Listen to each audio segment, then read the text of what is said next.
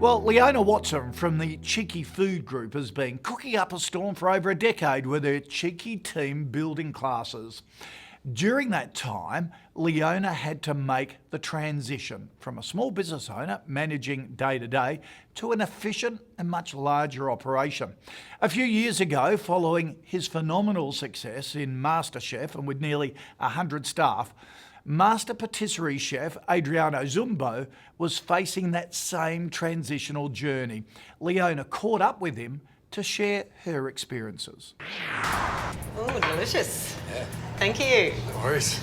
So once upon a time there was Adriano Zumbo of just one, and now you have nearly 100 staff. Yeah. Where was the point where you just thought this is going to really take off? Probably about 2 years ago, I guess. Yeah, really. Probably after the first episode of MasterChef. It was always growing, but then that when it shot off, kind of jumping from 10 staff to 40 staff in a matter of a couple of months. In a couple of months? Months, yeah. So, do you feel like you're a big business now? I feel like I'm stuck in the middle. I feel like you're stuck in the middle. I've got to make that decision.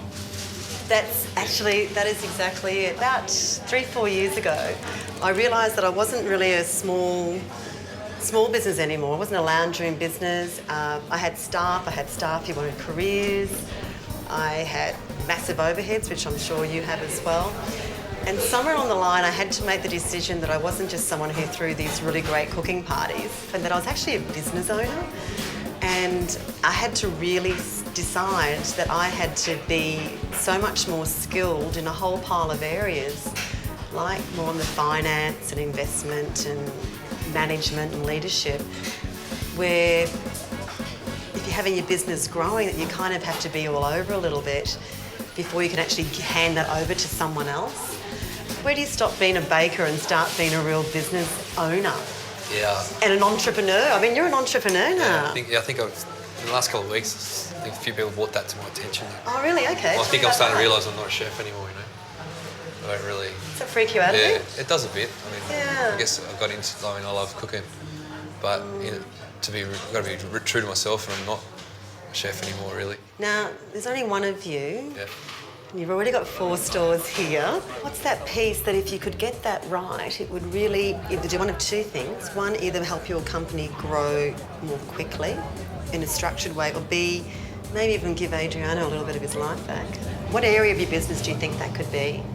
I think systems and procedures and stuff. I guess really streamlining production and the way the business runs, so that it's so that if I want to replicate it in another place, it's very easy. And especially with so many kitchen staff as well, to be able to teach the 50 of them the way I want it, rather than I teach one person, which is cool, and then he teaches the next one. But sometimes it gets a little bit wishy-washy. Watered down, doesn't it? Yeah, there's a few little things like, why are you doing it like that? Oh, he showed me.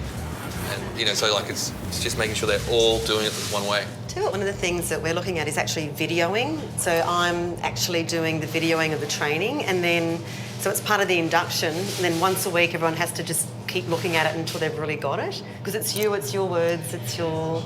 Yeah, exactly. So what do you do to instill your vision of the company? They probably don't.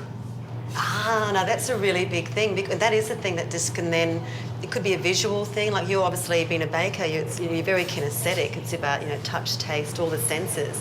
Maybe there's some really cool things there that just can keep that alive when you're not there every day. And you're quirky.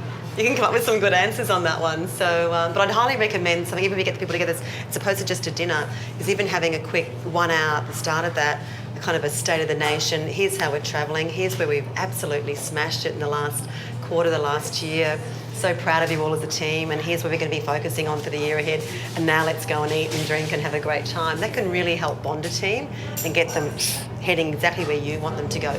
One of the things that I've started doing, I went to a business... Do you ever go to business seminars, actually? No, it's not a bad thing to start thinking of.